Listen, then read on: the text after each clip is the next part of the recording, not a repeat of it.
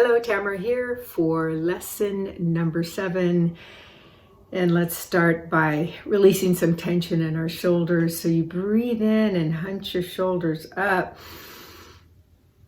and around, and exhale as you lower your shoulders.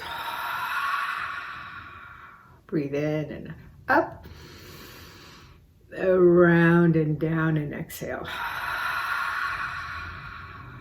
Again, breathing in and up, and exhale. Let's do that 2 more times. Breathe in and up, and down and around. Exhale.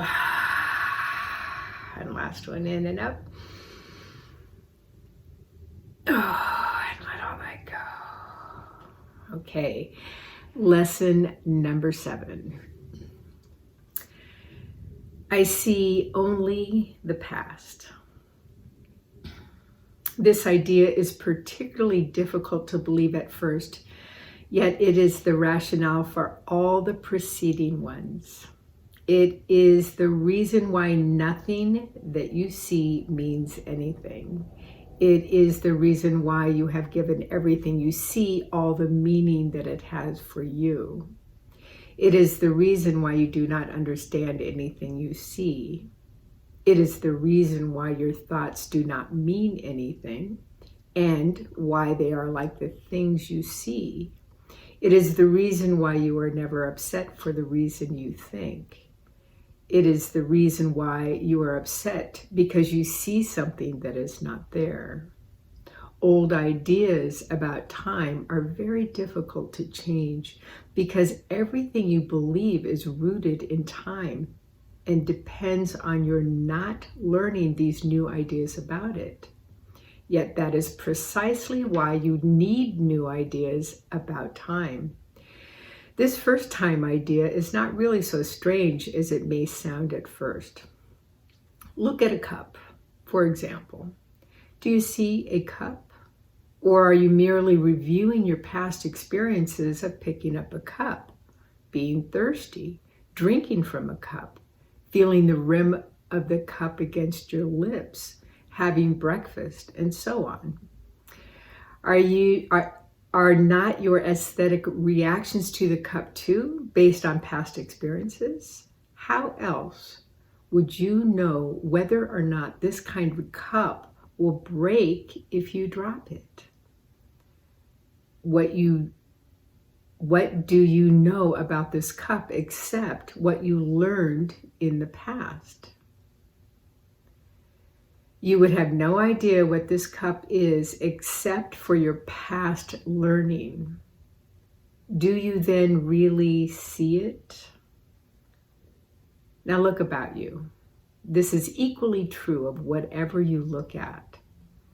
Acknowledge this by applying the idea for today indiscriminately to whatever catches your eye. For example, I see only the past in this pencil. I see only the past in this shoe. I see only the past in this hand. I see only the past in that body. I see only the past in that face. Do not linger over any one thing in particular, but remember to omit nothing specifically. Glance briefly at each subject and then move on to the next. 3 or 4 practice periods, each to last a minute or so, will be enough. Where your mind goes, energy goes. Where energy goes, it begins to gather and expand. So you're placing a lot of attention on that, and that's what you tend to experience. So what you're focusing on today is creating your tomorrow. So for example, let's say I'm looking at my husband, and in my mind I'm focusing on something that I don't like. Well, I'm going to end up experiencing that. If I focus on that long enough, if I ruminate on that for a while, I will have that experience with him again tomorrow. However, if I decide to focus on what are the things that I love about him and admire about him and so grateful about him.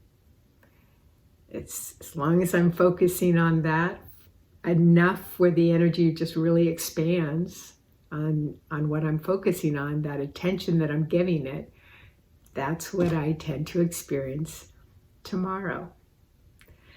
So I'm going to leave you with that thought, and I hope you have a wonderful day, and I'll see you tomorrow.